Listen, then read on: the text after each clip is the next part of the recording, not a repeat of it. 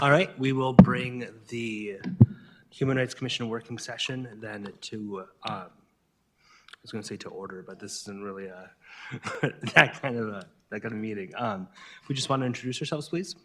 Go ahead with Carolyn, and we'll come back. Carolyn B. Kraft, Commissioner. Zoe Apsey, Commissioner. Kristen Nelson, Commissioner. Thomas Commissioner. And Cody Severson, Chair. Aaron Kyrie, Commissioner. And we have a community member here. Katrina Robinson, Life Care Unites Foundation. Thank you. Morning. And then we have some other community members coming in. And so I wanted to, I guess, first up, we have just the committee updates. I'm not sure, that kind of goes with number 4, though, because we have the 3 individual subcommittees right now. And I don't even have a list of who's on the individual ones. Does anybody remember who they're on, which one they're on? I'm on education. Education? Yeah. I think I'm on the response and then maybe education as Yeah. well. I'm on legislative. Yeah, legislative as well. Okay. Okay.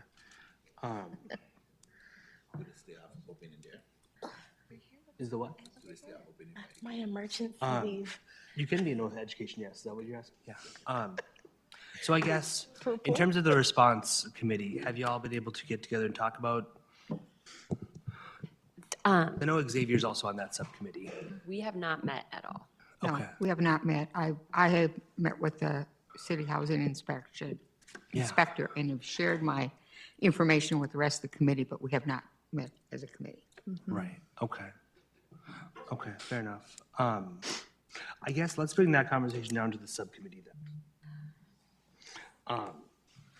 I guess so we have 2 big topics today to talk about. The number 3, so the housing topic with the Arbors at McCormick Park. We brought them into the last, we brought them into the last Human Rights Commission meeting. And so this is just a continuation of that conversation to see how we can help out with them. And I just wanted to open up for dialogue and if anybody had thoughts on the last meeting.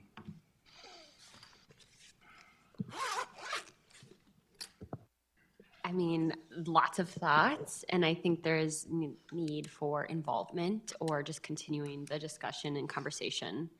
I don't have like an idea of like what our part or like what we should be Sure. doing. But I think continuing the conversation with more folks from the Arbors to really understand everything that's going on and then advocating for, I don't know, more collaboration or partnerships or services. Sure. My concern with listening to them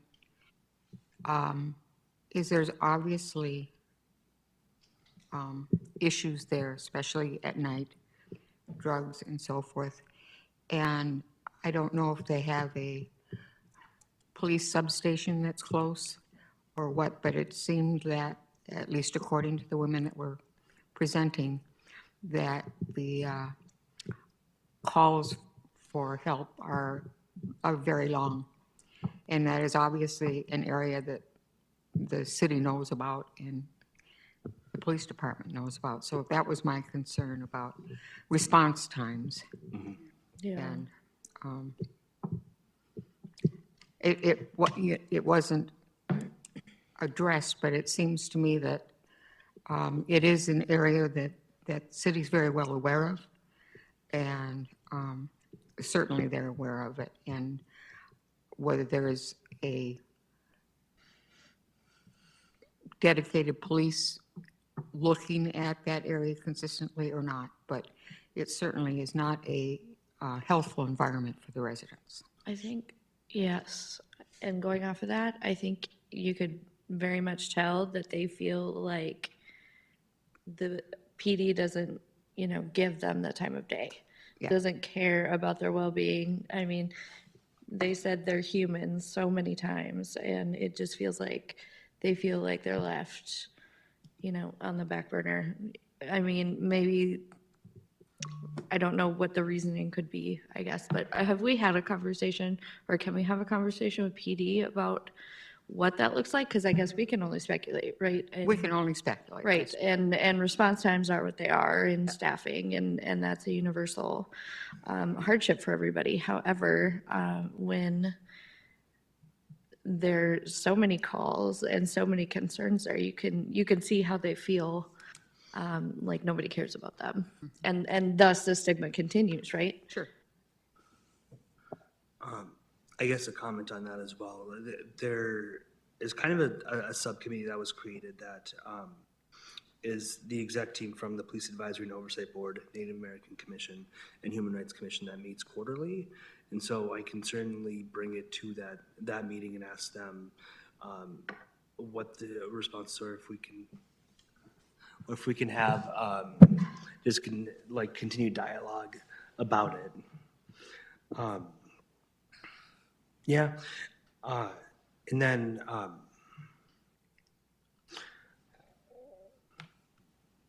because this kind of splits off between like what we want to do within the community and then what we want to do as a recommendation board as well, and kind of keeping that tighter. What about, when we talk about dialogue, bringing somebody from PD and somebody from the community, whether it be you, Katrina, or somebody that lives at the location, to the table, that could, get pretty toxic pretty quick. So whatever it would be would have to be very structured and very, do you agree, owner? I have new information to add about the wanting to come in and do things and engage with the residents. There's been an abrupt policy change. So now the Arbors Management and Chisholm Housing Group are asking that events, any type of those like resources, classes must be done only during business hours.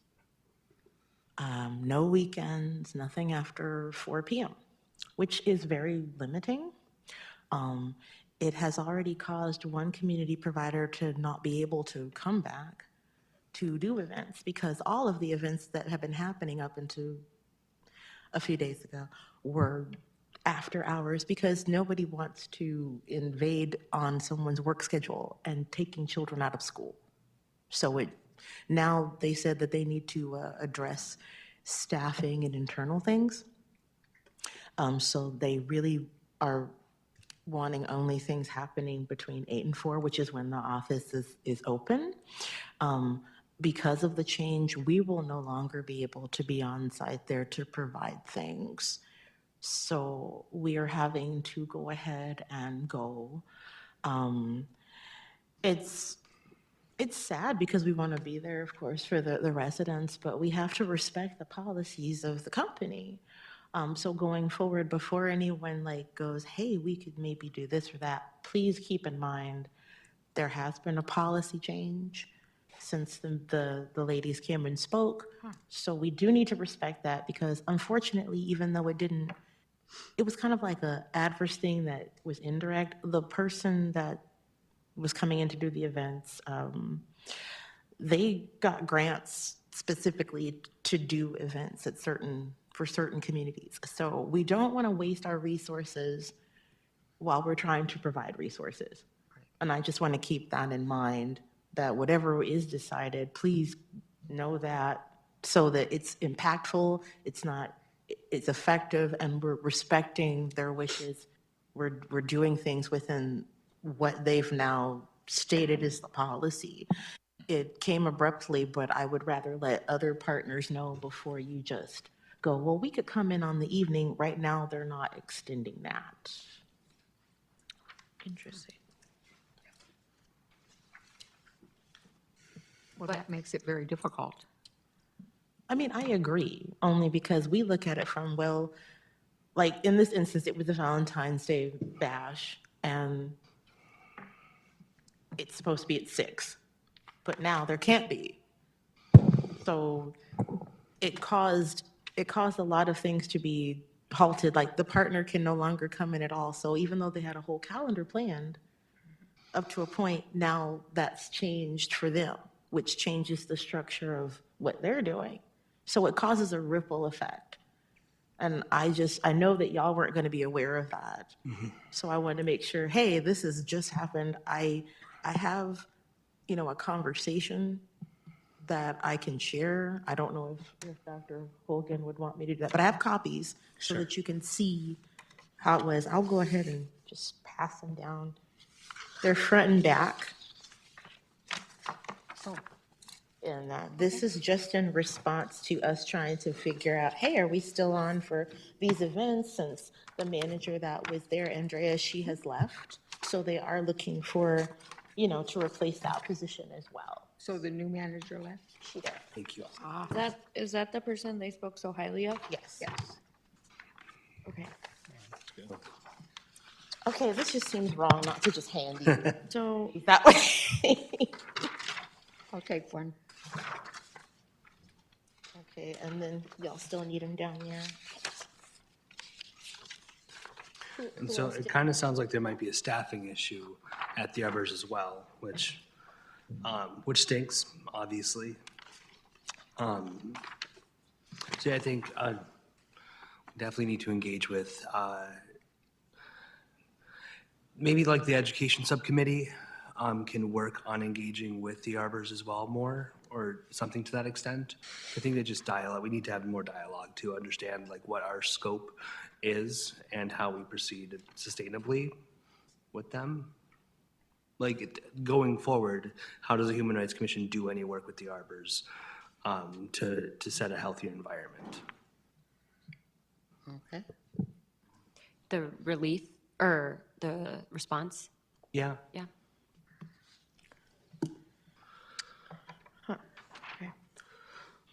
Me just add up to the conversation.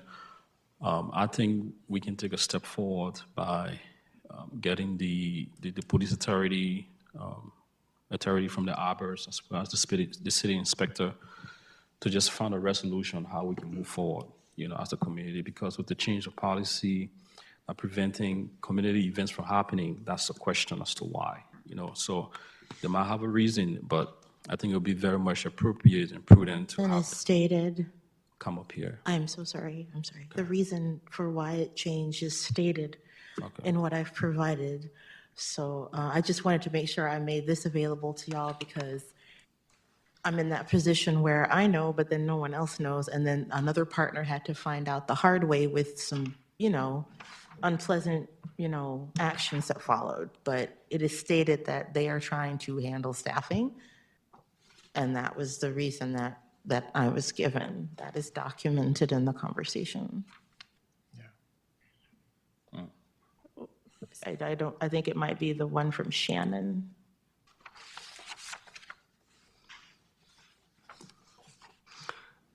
I'm meeting with Shannon next week for the food bank side of things, other programming, but thinking too, I might just ask some questions too of like, get some more information around this side of things too, not just food bank.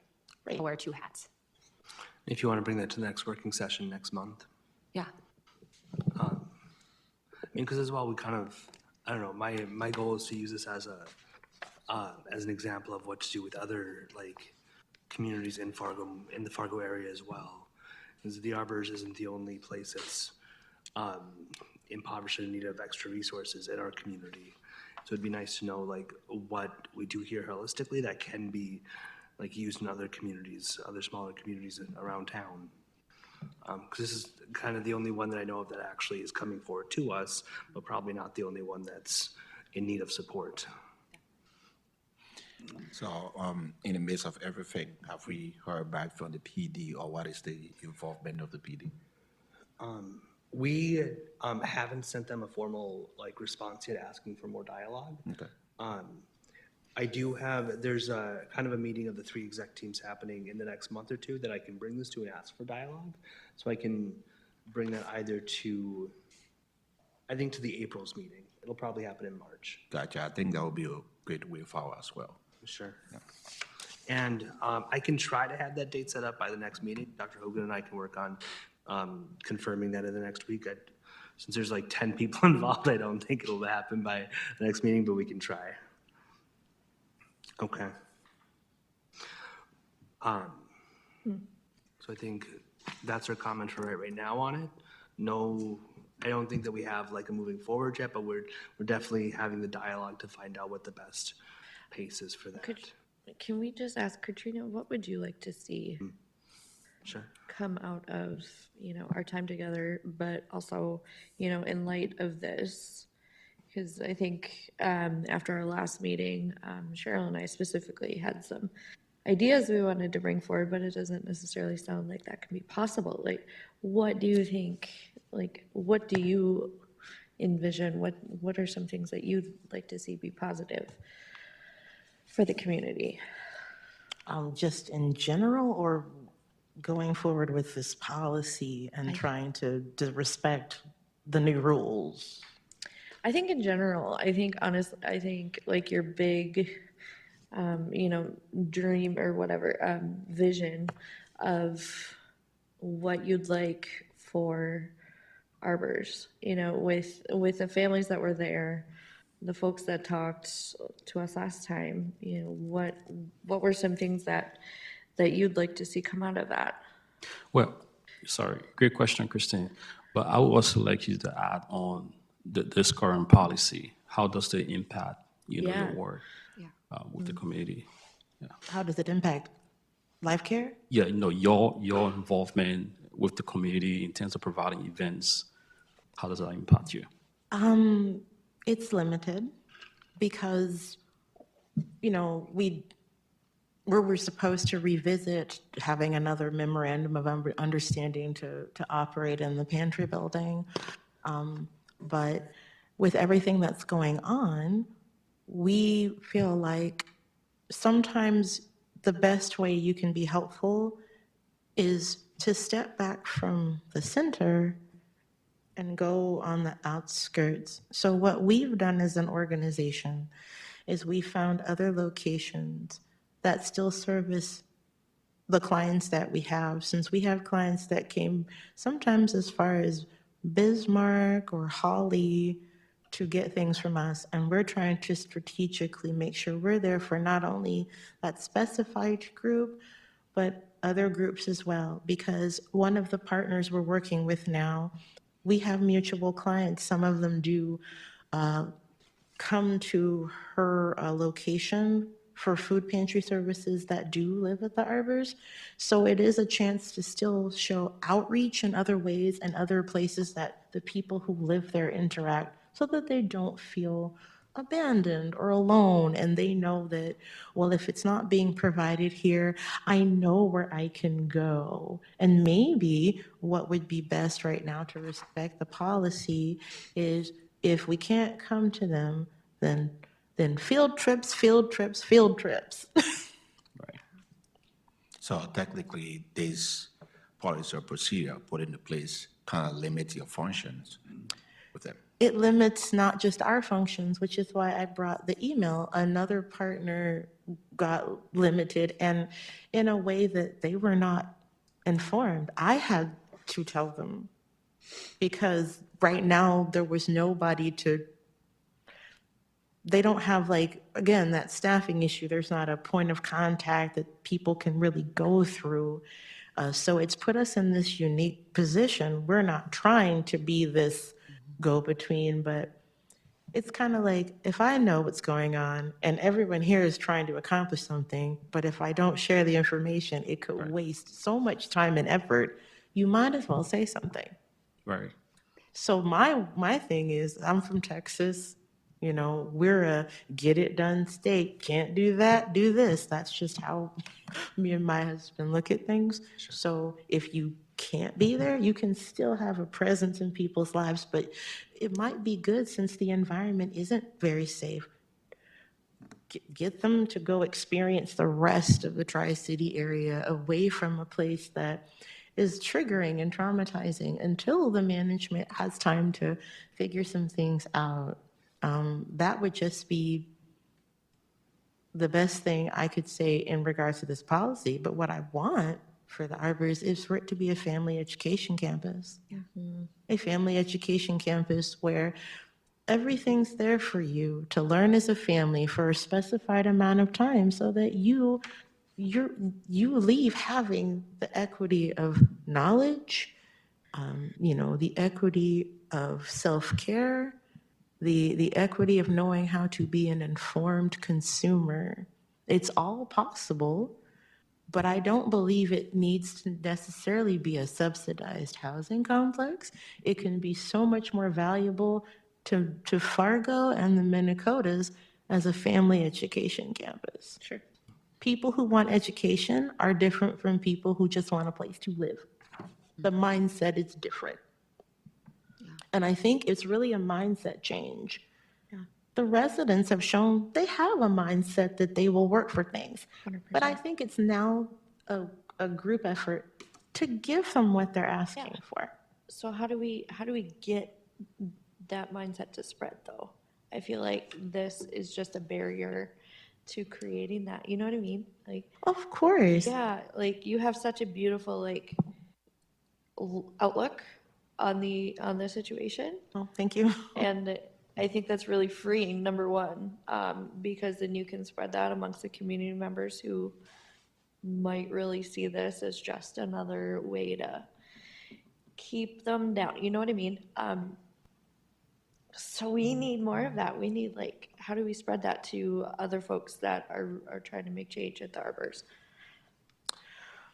Well, I mean, our organization is in a very delicate balance.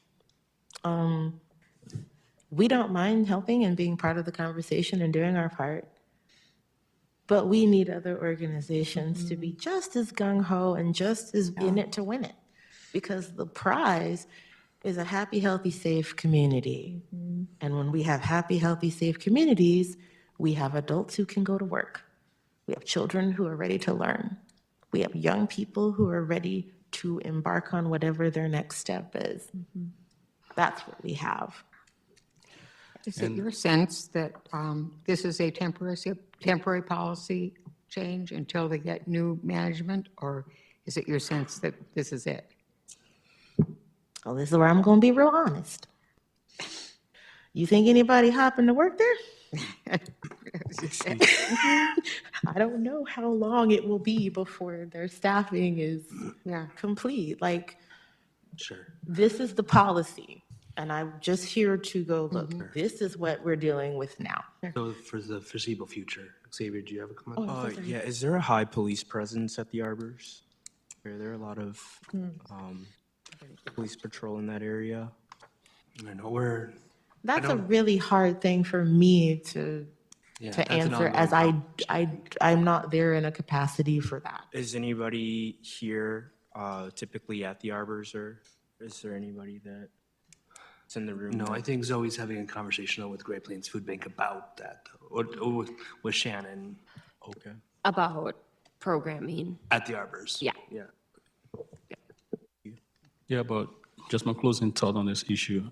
I really want to appreciate your tenacity on this matter, and I think as a commission, the first thing we have to do is to take a step forward. Like I said earlier, inviting the Arbors over, and the police authority. We all need to come up with a resolution on how to move forward.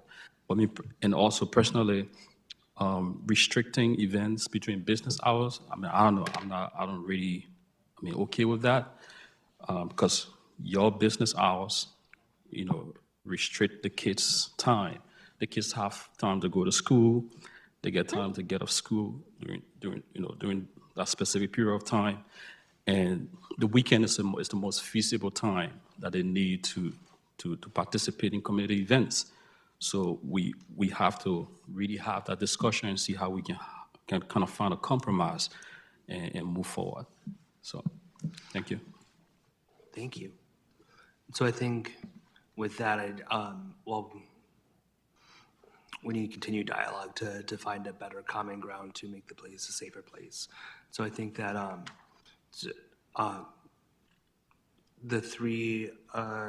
the education subcommittee response, I don't know, which subcommittees do you want this under? I don't know. It could be a joint meeting. Okay. I didn't hear any of that. Just to push it forward, I kind of want to stack it underneath the subcommittee to talk about in between the sessions. Okay. So whether it's a response subcommittee or the education subcommittee, or if y'all want to just jointly meet and get back to us. Because I think, Katrina, you bring up that family education campus. I've, like, looking online, there's so many different examples in other cities of how they're doing building community and placemaking. I think there's so many examples that we could be looking at and just seeing how it works in our community. So I appreciate that family education campus sentiment. Thank you. But yes, I think, can we just, with the whole meeting laws, can we just email and set up a meeting time amongst ourselves? Or how do we set up a committee? Individually, yes. Like if you wanted to, like, So like, if I email the response and the education committee, and we set a time and send notice to you, that's all we have to do? I believe so. Okay. I have one last thing to add as far as the policy. I think it will make a bigger impact if more community providers contact Shannon. Shannon and Betty directly, because there's so much we want to do. Yeah. But we need to let them know, is there any way we can work something out? Because they need to know the impact from Right. others, you know? Yeah, and they were talking so highly about Path or about Nexus. Are they aware of this new? This policy just came to me Monday after yesterday, waiting yeah. about a week and a half to get an answer. So no. No one knows now. but Would it be y'all- helpful if one of us reached out to them? Sure. I mean, And I mean, for whatever it's worth, I think that this is also just an issue of like a business making a business decision and not really like pivoting their lens over to how can we strategically like invite other community partners in to make a better environment. And so I think that just having a conversation to adjust the lens on that a little bit might be helpful. Our community partner day, we're not able to have it. It Sure. would be our third annual one, and everyone has a great time, learns, gets the resources they need. I know Zoe, I think you were there for one of the community partner days. It's a hype time. Sure. It's a time where people are actually learning what's available in the community and able to make that engagement and get enrolled and get connected. But with this policy, we wouldn't be able to really do that. So we want to be able to have that at least, and I want residents from the Arbors to still be able to keep choosing upward mobility. At Yeah. the very least, I would still love for them to have an option to have that. I don't know how we'll make that happen. sure. Sure. Okay. Thank you. Thank you. Yeah. Thank you. Okay, so in the interest of everybody's time, we'll move on to the next one and having continued dialogue over this housing issue though as well. So in regards to subcommittee assignments, so Carolyn, I have you on the education. Zoe, response and education. Kristen, on kind of the same, and response and education, or are you just education? Legislative. Legislative. Okay. Tamba, legislative? Anything else? I mean, crisis response would be okay. Okay. And Aaron? I'll do respond on education. I think we were switching it from crisis response to just response committee, just because we wanted to point out different things that are going on in the community. Wait, do we have a response committee and crisis response? It's just going to be response. Oh, okay. Gosh. Yeah, sorry. So Xavier and I met last week to talk for a little bit, and he had commented on the idea of like pivoting the term crisis response over to just response. Okay. Just to make it more like just broad. Broad, yeah. And so if that's okay with, we'll just head that way. That way, like even in terms of what's happening at the Arbors, if you wanted to put together like a comment on it that we can propose to the public, like that's totally within your wheelhouse as well. And even Zoe and I were talking a little bit before this as well, and the Great Plains Food Bank, Melissa Sobolik over there had just announced the other day that they had a record-breaking year. And so, like, making a response to that even would be nice. But okay, any other comments on that? No, so from the local things, responsibility of functions remains the same, just the nomenclature changes. Right, Okay. Yeah. Fair enough. okay. Fantastic. Well, Dr. Hogan and I will work on kind of just strengthening what the communication looks like between all that in the next month. Probably not by the next meeting since it's happening next week, but we'll try to get done by the next working session. Okay. After that, I just wanted to mention that the PAOB, NAC, and HRC are working on the next kind of exec collaborative team meeting between us. It'll probably happen in March, I assume, but we'll start talking about that in the next week, in which we'll bring up this response to the arbors and find out how that continued dialogue looks. I guess anything, it's a broad statement, I guess, but anything else that people want me to bring to that meeting to ask about? There was an incident, I'm not too sure where exactly it was at, but I believe it was downtown with a man named Phil. Are we able to get more information regarding that? I'll try. So just generally with somebody named Phil, there was something that happened recently? Well, he was falsely identified, I believe, and taken or arrested.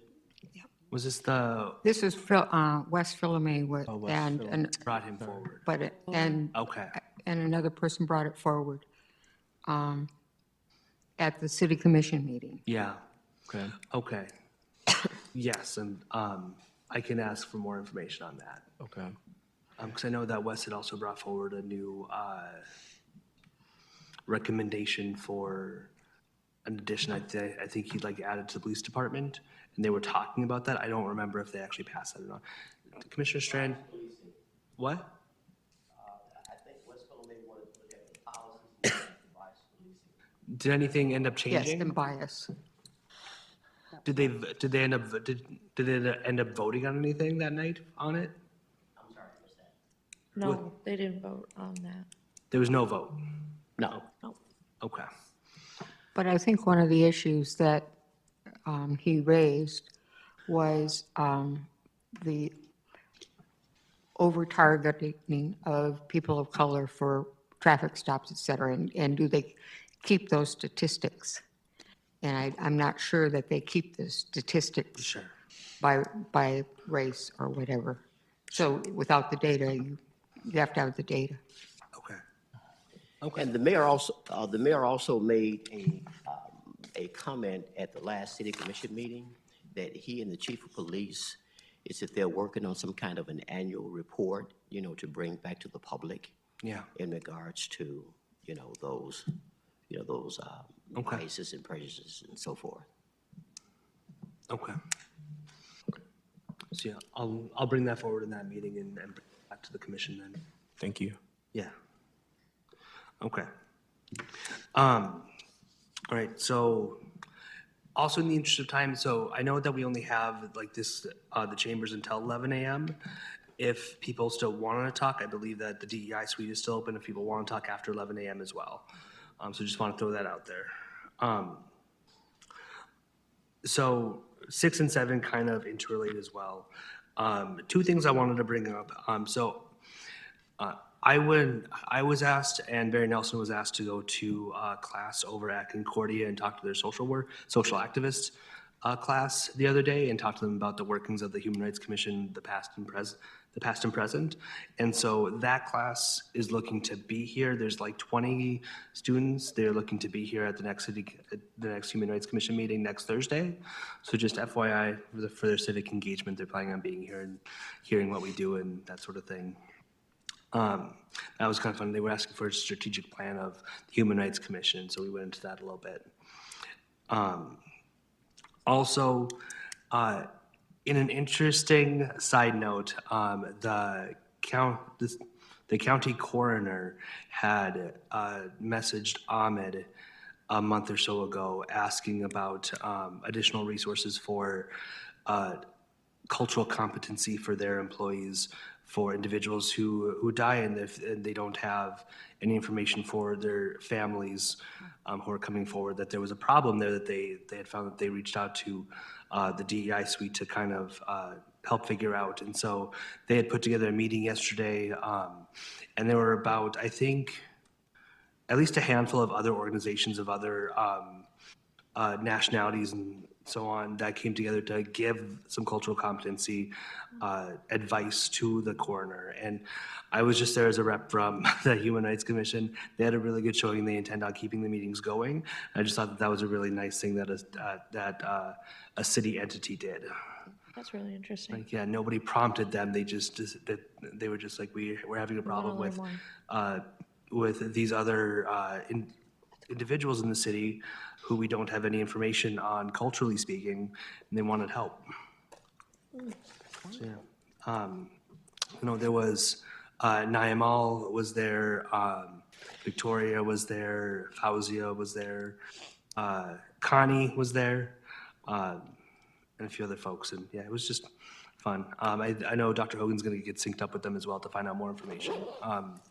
Yeah, I just wanted to let everybody know about that. It was kind of cool.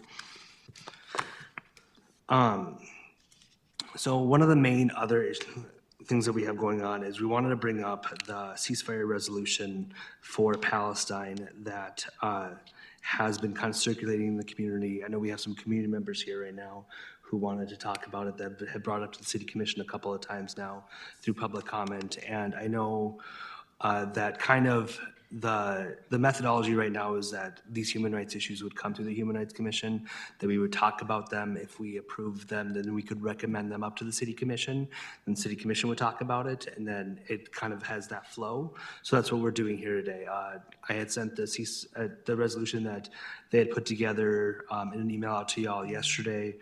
And I guess right now it's either if y'all have questions for them, if they wanted to tell us some more stuff, however we want this dialogue to work.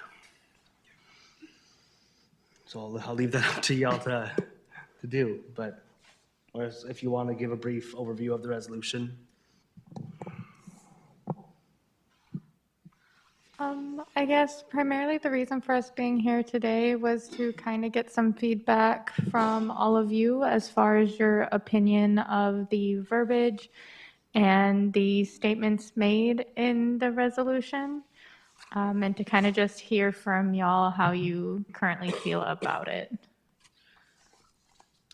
And I just want to put out there, I really enjoy that so like you're not asking for like a budget item or funding or like even really staff time, because you already have this put together. You're asking for like at the bottom it just advises that you would like the city clerk to just make this available for like the city of Fargo to post and for the City Commission to stand by, which is a humanitarian. That's correct. So I thought that was nice. Does anybody else have thoughts on it?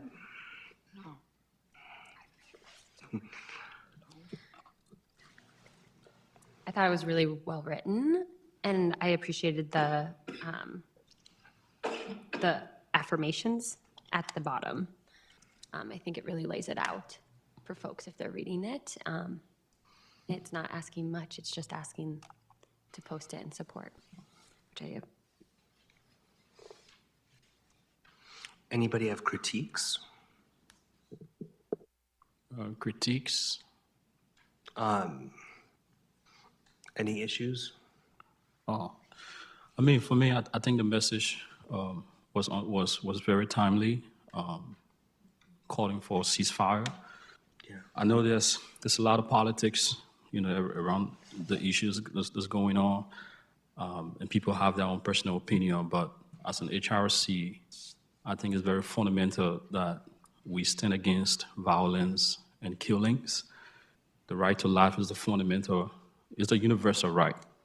Everybody deserves to live. So the first and foremost thing is calling for a ceasefire, which is very important. And following that, there's going to be a lot of universal discussions as to how the Palestinians and the Israelis going to move forward. But I think as an HRC, it's very, I really appreciate us standing and calling for a ceasefire. Yeah. I would agree, and I really appreciate how, like you said, affirming it is of Fargo's just overall status as a welcoming community to all people. But yes, I would support that. Because I guess even in reading this again, this doesn't state anything we haven't stated before. We're affirming Fargo's status as a welcoming community for those of Jewish and Islamic faiths and any other religions. We're standing firmly against the rise of and all acts of racially motivated violence and hate crimes perpetrated against our Jewish, Muslim, Palestinian, and Arab constituents here in Fargo and around the United States, and the right of self-determination of all peoples, recognizing the legitimate desire and need for Palestinian self-determination, as well as a legitimate desire and need for Israeli and Palestinians to live in safety and security. Those are all humanitarian rights. I guess the question for Commissioner Strand, would you like, as a thought bubble from the commission, City Commission, would you like to see anything different, or do you have any other advice? Thank you, Mr. Chairman. I haven't seen the resolution till this discussion right now, so I'm listening and learning, but process-wise, my thoughts are the Human Rights Commission has the ability and the expectation to advance topics that you believe are relevant and current. And that can happen a couple ways. One might be, I would suggest you ask to present it to the City Commission and ask for their support. Now, they may not entertain that. It may not get onto the action items because people don't always want to talk global politics. At a minimum, if it doesn't get to the commission for a vote or have a support of a vote, at a minimum, I will carry your message forward in liaison reports and share your resolution and your message to the full commission, absent any action on it otherwise, if that makes sense. Sure, thank you. So yeah, I guess this is kind of the first reading that we have as a Human Rights Commission per se, and then we'll bring this to the commission meeting, to the Human Rights Commission meeting next Thursday to have a vote on passing it as an actual resolution up to the City Commission then. Just a thought too, the agenda will be set that day at noon, next Thursday at noon? Thursday. So if there's a timing issue, maybe you have, I don't know how we can not lose 2 weeks of traction time-wise, but that's the day the agenda is set at noon for the full commission. Working sessions? We're not supposed to.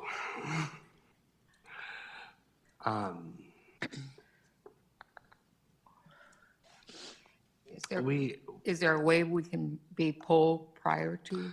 We can poll electronically, yes. Dr. Hogan and I can try to figure that out in the next week, if we can have this set up. Because I mean, I still want to vote on this as a full commission as well. That's just an unfortunate timing issue. If I asked Kember, would she pause for like an hour or two? Or is that municipal code? What you might do is have the resolution in her possession. Okay. And ready to go, and then you give her the green light as soon as you have it and put it at the very beginning of your action items. Sure. That day.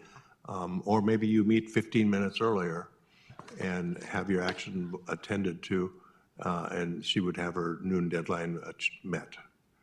But So ask Human Rights Commissioners to convene about at 11:45.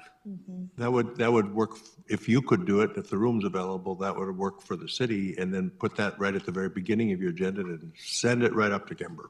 Sure. Okay. Yeah, we can ask, yeah. Okay. Fair enough. I guess, is there anything else that y'all would like to add to it? I did just have one more thing. I think it's important to continue to draw attention to the fact that it isn't just an issue far away from us, because that's the most counter kind of argument I have heard, and really emphasizing how close to home this is, between how much our taxes contribute, but even beyond that, how many community members we have directly affected. So I think just continuing to emphasize that would help. And I guess with that, where are you going to go? Well, you might be able to kind of even, this kind of talks with what she was just talking about. So just how is Fargo different from other cities that have passed this resolution? That's just a question I'm wondering. Like a genuine question. I know that the other cities that have passed resolutions are like multiple times larger than Fargo. I don't know, I don't have an answer to that though. Do y'all? Didn't Fargo pass a resolution in support of Ukraine? I know we have a sister city, don't we, over there? I don't know. Commissioner Strand, do you remember if City of Fargo passed a resolution in support of Ukraine? I don't remember if we had an actual resolution. They put the Ukrainian colors on City Hall. Yeah. We had presentations at the city commission. I don't remember if there was a vote on a resolution specifically. Commissioner Preston may have I'm sorry, I just. Sure. And I guess so my question, do you know if there has been an escalation of violence locally for the community? Sorry, can you repeat that? I couldn't hear you. Do you know if there's been an escalation of local violence, like within like the Palestinian community here? So I don't know of anything specifically happening. I mean, if you look at the comments, for example, in the forum, and kind of you get a feel for where some people might be at and where their thought process is at, which I think is important to think about. Yeah, I think if we want to brand ourselves as an inclusive city, that would be the move, right? Because, yeah, you're right. Some of those comments are pretty disheartening and pretty ugly. So I think the show of support would speak volumes. I too also am very close with many of the Palestinian American community members, and I do know that they have been confronted out in public. I have been present when they have been screamed at downtown, told that they're terrorists and should go home to their countries. So there has been an escalation to some degree. And those are just a couple that I have been present for. They have also expressed to me that they do not feel safe in their community. And they have also felt dismissed when they have been told by their representatives that they want them to feel safe. They don't feel like that's being followed through on. What are some resources that we could start looking into to help people who feel dismissed? Like, who are advocates in the community that are actively trying to help these people who are, just trying to live? If you are looking for some people who are currently active in the community, who are in favor of the ceasefire and in general the peace movement, Code Pink is very active. I myself am very active and work closely with Code Pink as well. Code Pink is involved both in Fargo and the Moorhead side. So if you know people in the Moorhead side who are also interested, Code Pink is affiliated with both sides. Thank you. Well, I know Fargo is involved in growing community in terms of varieties of people from different orientations. This is a very, very important issues. With that being said, I'm here thinking, do we have a community that we can identify with when it comes to the Pakistani people to say, oh, we have a presence of that community here with us. And with that being said, we can hear from them, we can hear their voice and their concern as it relates to whatever is happening. But then on that basic, we'll be looking at them as a community, which takes away the fact of looking at things internationally. Then we can address it holistically as a local issue for us.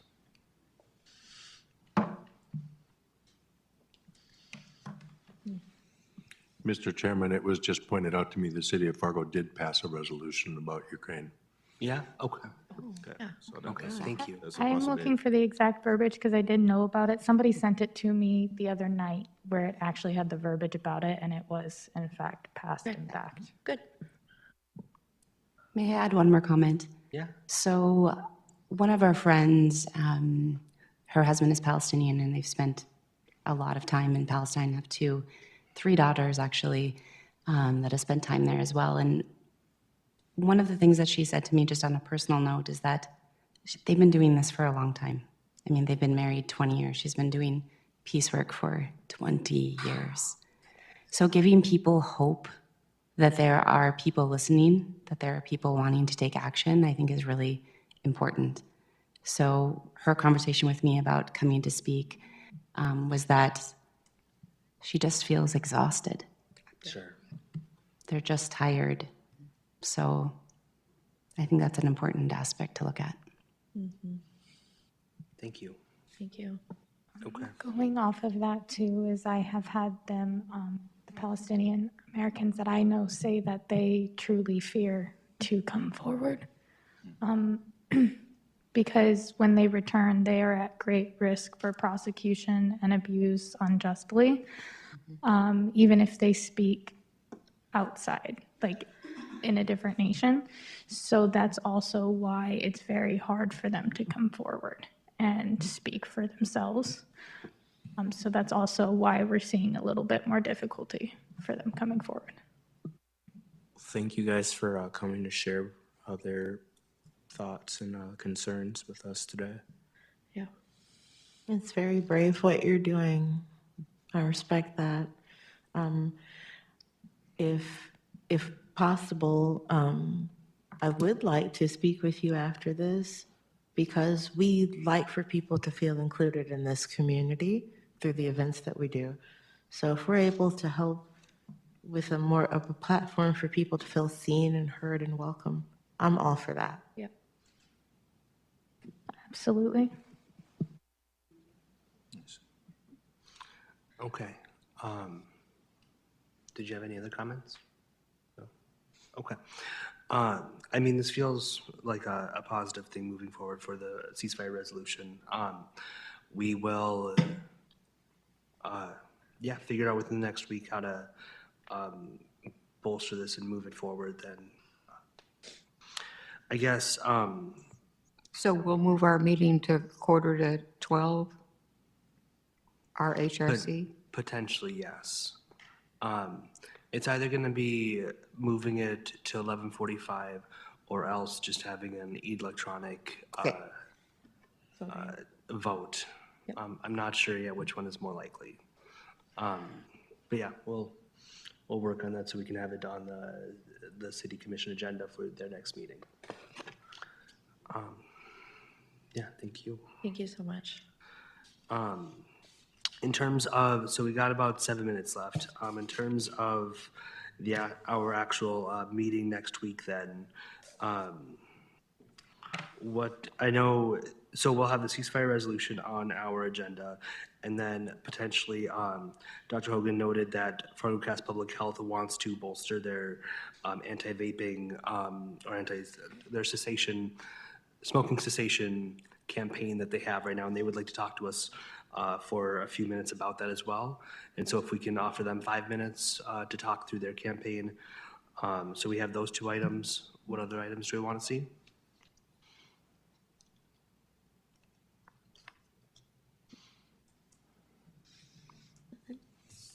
I can try to have John Campbell come by to give us a report from the Fargo-Moorhead Coalition to End Homelessness.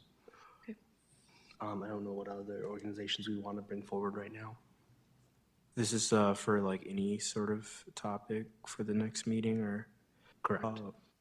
Are we able to start like looking more into like who could help individuals who face bias in the community, like who could be advocates for individuals, whether they are,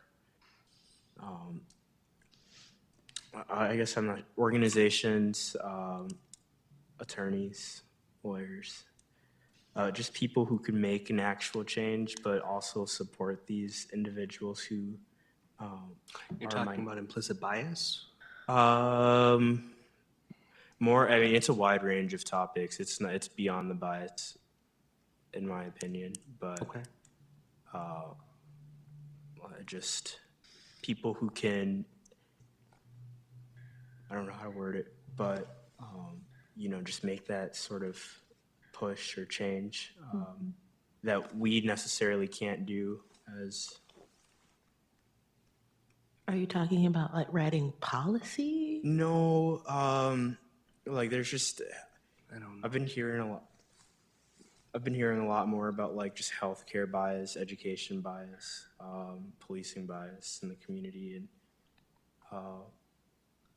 So like a civil rights thing almost, right? Hmm? A civil rights maybe issue? yeah, they're. I guess I would ask for you to get together with the education subcommittee and flesh out the thought and then bring it back. Okay. It sounds like a good thought. I don't know what to do with that quite yet, and it would be good to have that fully fleshed out first. Yes, sir. Yeah, I can do that. Okay. Okay, thank you. I might have a contact for you if you want to chat later. Perfect. Besides those two things, though, yeah, I'll talk to John, and that might be the meeting then. I mean, if we have time, we'll talk more about the subcommittees then and try to give more try to work on getting more fuller updates for that so that we can get some actionable things moving forward. Does that sound good? Yeah, yeah, when it comes to the subcommittee, I think we need to find a way in which we can communicate, because Sure. a lot of the issues we're going to talk about, bring onto the table, has to be preceded by conversations and communication and interactions. Without that, we're just going to show up and nobody has anything to say, you know, so Yeah, we need to work on that coordination. that's fair. Is anyone familiar with like Slack or other programs similar to it? Signal. Like something like that. We could do like a messenger sort of group, easy. Don't we still have to do policy? Yeah, we have to be careful with Yeah, Oh, yeah. that gets into the weeds a little bit with open meeting. municipal code. Yes, it'd be great to do that eventually. It's hard for subcommittees to talk as a group and not notice it out to the public, since it's a government entity still and not a grassroots organization. We'll get back to you at the Human Rights Commission meeting, talk more holistically about how we can do that. Okay. Well, with 2 minutes to spare, I think we're good to go for right now, unless there are other questions or comments. All right, folks. Oh, what's up? Oh, sorry. Sorry, just teeny tiny, so quick. I did send the picture to you of the verbiage of the resolution for Ukraine. So you do have that now. Thank you. Yeah, I'll send that out to the commission then. Perfect, okay. The meeting will, Dr. Hogan and I will work on noticing our commission meeting by Tuesday of next week probably. And then, yeah, we're good to go for right now. Yeah, before doing that, how can we get the copy of the resolution? Was it? The shared? ceasefire resolution? Yeah. That was sent out in an email yesterday. I think if you didn't get it, I can resend it. Fridays of Yep, I can resend that out. That's fine. perfect. All right, thanks, folks. Take care.